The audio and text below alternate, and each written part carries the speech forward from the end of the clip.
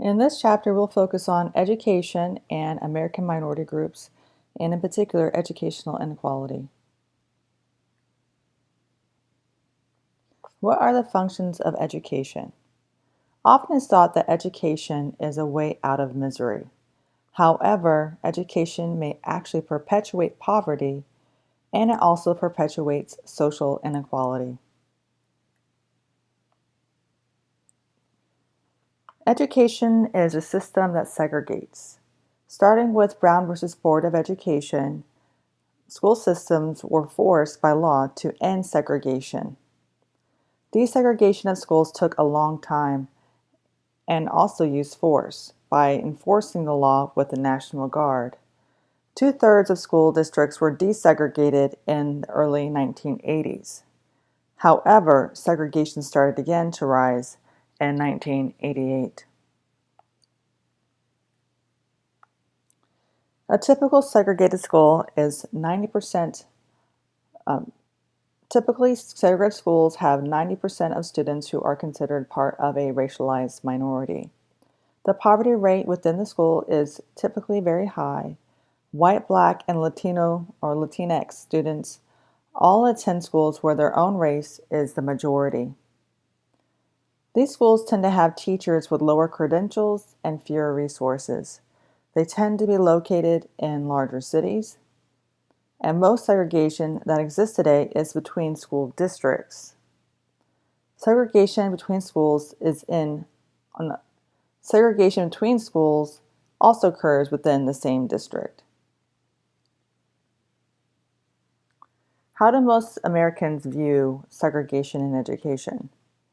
Most Americans agree that children of different racialized groups should attend the same school. However, people are still stumped about how to actually integrate the schools. So we should ask, why aren't attitudes reflected in behavior?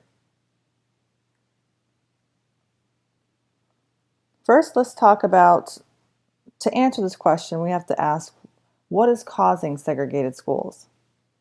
Housing segregation may cause schools to be segregated. Schools cause housing to be segregated because we're not only buying a house, we're potentially buying the school. We're buying good test scores and a higher ability to be accepted into top colleges. Courts are turning away from orders mandating segregation. There's no enforcement. And many people today do not believe school segregation is a social problem today. Now let's use theory. A functionalist perspective would say that education provides a source of social mobility. It offers the opportunity to move up in society. Education gives training for specific jobs and careers, and it also provides employers with qualified workers. When we take a conflict perspective, education seems to not offer much opportunity for social mobility to the poor. Instead, it reinforces social inequality in society. And in fact, the conflict perspective would state that education is a source of education is a social system that is based upon inequality. Education does not solve economic inequality.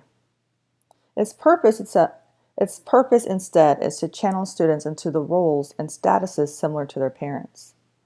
Education preserves racial and ethnic inequality, and economic inequality falls along racial and ethnic lines. Now let's talk about education and its role with social class. Education is used to pass along advantages to children of the privileged. Education provides employers with appropriately socialized middle-class workers who will fit their work organizations, and this fit is not always related to productivity. Family values are reflected in work values, and students learn affective skills more so than cognitive skills in educational settings. This is the hidden curriculum. You're not only learning what's included in the textbooks, we're learning ways of knowing, ways of fitting in to the general dominant group.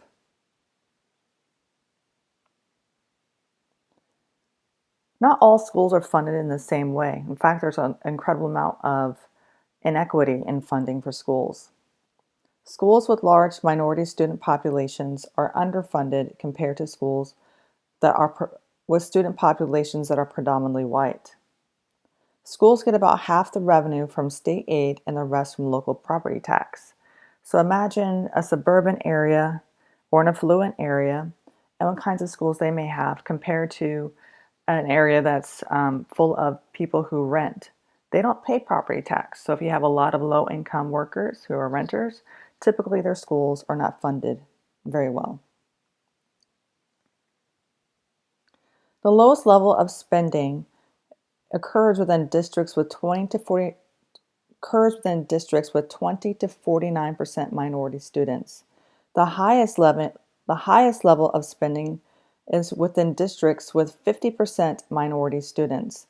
This is mainly in the largest cities where the costs tend to be higher, so the money actually buys less. There is the adequacy of educational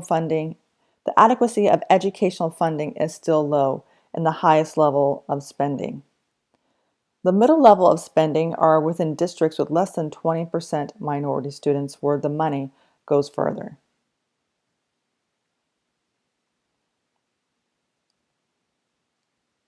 There are also cultural and behavioral factors in the education of minorities.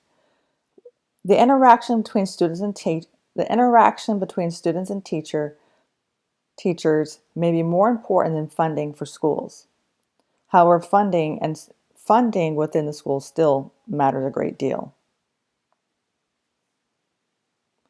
Let's go back to theory and focus on functionalism and how they explain the students' culture as a problem to their educational success.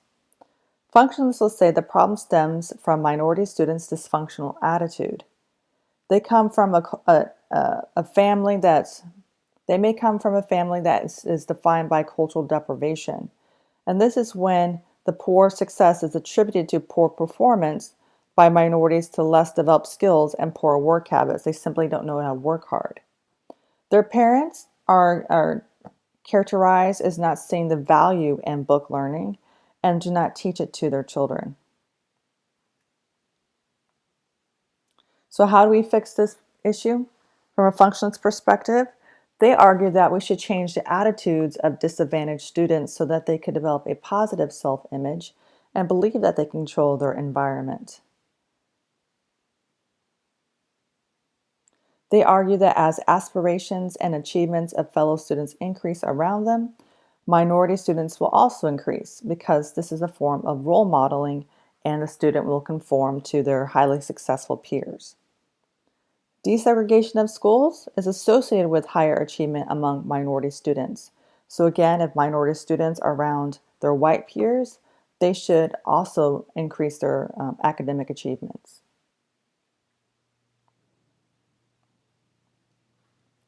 So now let's take on the conflict perspective. The conflict perspective sees the source of the problem is the educational institution itself. The educational institution demands conformity to an arbitrary norm and punishes those who do not conform. And this creates a self-fulfilling prophecy. So the student is going to be labeled as deficient, as deviant, and then being punished that way and maybe act that way. This prophecy or this push towards conformity damages minority students' self-image. It reinforces stereotypes and prejudices. Also, schools serve the interests of the advantaged, despite the widespread ideology that school serves everyone's interest. The problem that we have is the kind of education system we have.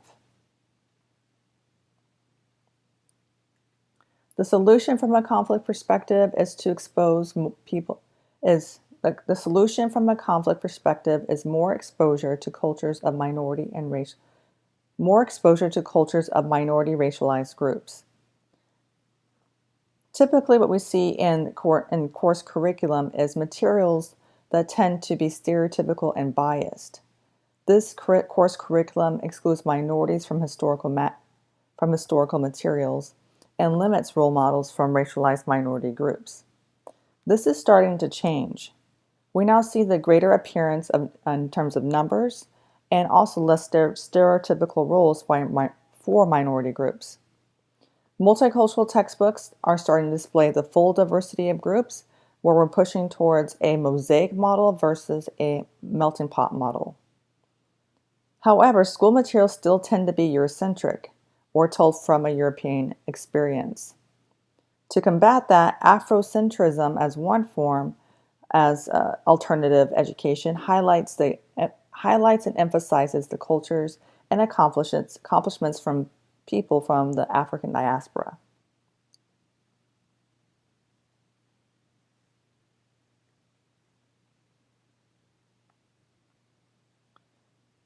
Again, as we talked about before, teachers' expectations and their interactions with students play a great deal in the student's ability to achieve. And one way that teachers definitely can affect students' ability and progress is by assigning them to various tracks or the speed of the progression, the curriculum. Tracking affects students' performance. It's a self-fulfilling prophecy that occurs. So if a student is put in the fast reading group, they're going to think they're really smart and perform well. Conversely, if they're put into the slower reading groups, they're going to think that they're not smart and maybe not perform well overall. The content, not the amount of teacher interaction matters. So you don't have to spend all 8 hours of the day with the student and teacher together, but the type of contact they have, whether it's encouraging and the teacher pushes the students to achieve well, those types of interactions matter more than the amount of interaction. If you have 8 hours of bad interaction, doesn't mean the student's going to do well. But if you do have a good amount of time that is full of encouraging, positive interaction, it's going to make the student achieve more. This interaction has large effects on minority and low-income students, and also the tracking has large effects on minority and low-income students. So if a student's put in a low track, they tend to stay in a low track, and then if they do graduate or not pushed out of school, they do not typically go to institutions of higher ed or go into high-paying workforces.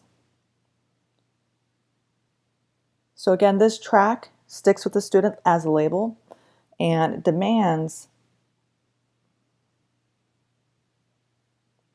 and also this idea of testing all the time puts high demands on students and teachers and schools to perform well. So this quantitative score determines if it's a good school or a bad school. And then of course those scores affect the students within the schools. Tracking is the idea that students are enabled to proceed at the pace consistent with their abilities. And again, it's a self-fulfilling prophecy. So if you're in the high track, you're going to achieve more. A lower track, you're not going to achieve as much.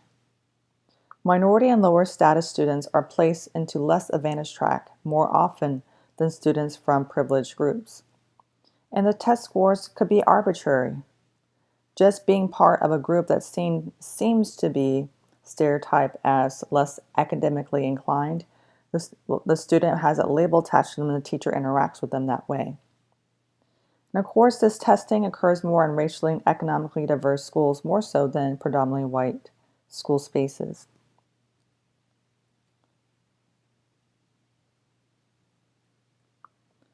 Tracking determines future educational experiences. Students who are tracked on a lower level are less likely to enter higher education. They are typically tracked away from college prep courses. And overall, this tracking label becomes a stigmatizing label. One solution is to start detracking. Detracking raises the achievement of students formerly in lower tracks. There's typically less disruption in classrooms when students are not grouped together based upon a tracking label. They're more likely to take college prep courses, and attention is given to students who need help reaching standards and demands. And detracking occurs best when seating is assigned. However, some argue that we should keep our honors and AP courses, that those should be separate tracks. and not every student should be on a track, but these particular ones should have special attention. These groups should have special attention.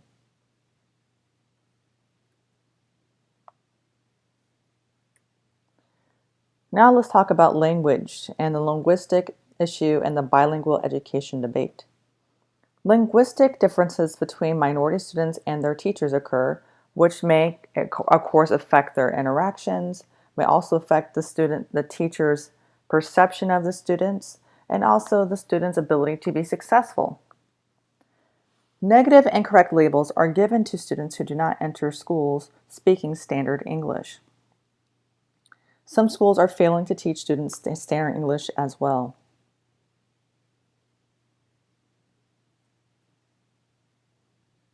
Now let's talk about Black English and the Ebonics debate. Ebonics is regarded as inferior to standard English.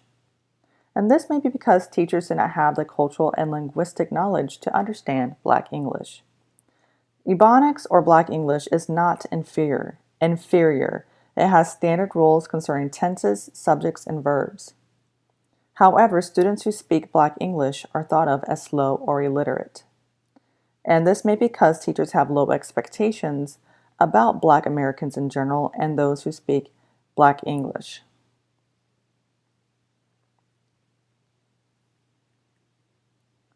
Part of the Ebonics debate is this idea of code switching. It's when people from the Black diaspora practice double consciousness. It's when they can switch from everyday talk and school talk. They know that everyday talk from their places where they consider home and where they feel accepted is great there, but when they move into predominantly white spaces, they have to switch their talk to school talk or work talk. And this is more likely to occur among middle-class Black students. They know that they're being judged if they speak Ebonics in the classroom, whereas they'll be seen in a better light if they speak standard English in the classroom. Standard English is necessary. Black middle-class students and others understand that standard English is necessary to get ahead in the educational and professional worlds. They know that they have to infiltrate white spaces, and to do that, they have to speak in a particular way. This, however, is difficult for poor inner-city Black children because they don't know necessarily what this code switching is for. They're not in the spaces where code switching is needed.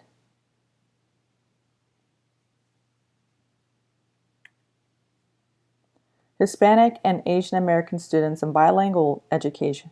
Now we'll talk about Hispanic and Asian American students and bilingual education. Often students with Latinx background or Asian background are labeled with limited English proficiency or LEP. And this is a label attributed to 3.3 million American students. 73% of these students are Hispanic or Latinx, and about 17% are Asian American. Often, one solution is to have students in bilingual classrooms so they can learn English as they attribute some words from their native tongue to American English. However, there's great opposition to bilingual education. These students who speak another tongue other than English are labeled negatively. And this may be due to teachers' inability to communicate with their students. And so what we have is a class of cultures. One side, those who oppose bilingual education want full cultural assimilation, whereas those who agree with bilingual education want cultural pluralism, where more than one culture is emphasized and appreciated.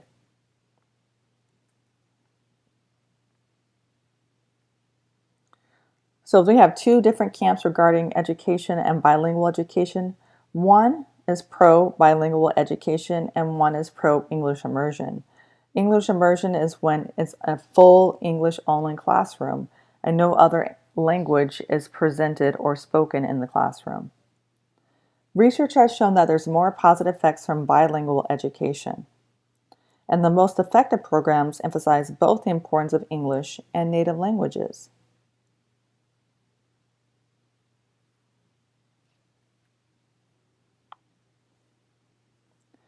Testing itself, and standardized testing in particular, produces inequality.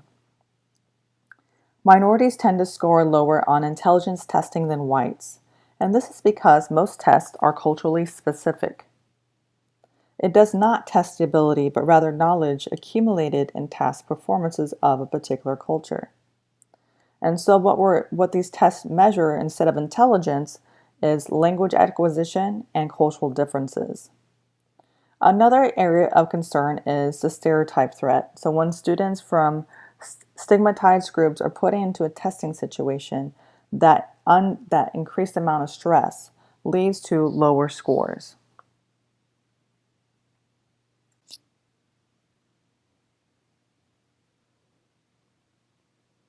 Minorities tend to score lower on intelligence tests than whites, and this may be due to teachers' expectations. If teachers perceive students in a negative way and not able to achieve academically, the student may internalize those feelings for themselves. Health and nutritional factors also contribute to students not performing well. If they live in an environment or are part of a socioeconomic status that has less access to resources, that may affect the student's ability to achieve. Also, students who do not have great nutrition or nutritional resources may also not have the ability to achieve because they are hungry. Also, that contributes to lower testing is the perceived usefulness of doing well on the test. Students may not see a great return of high-paying jobs for their communities as compared to whites. Parents who do not have the experience of a payoff of education and testing tend to not encourage their students to perform to high standards on academic testing. Another detriment or another factor contributing to the lower testing scores is oppositional identity. Sometimes students who are performing well academically are accused of acting white and therefore may stop to paying as much attention to their schoolwork.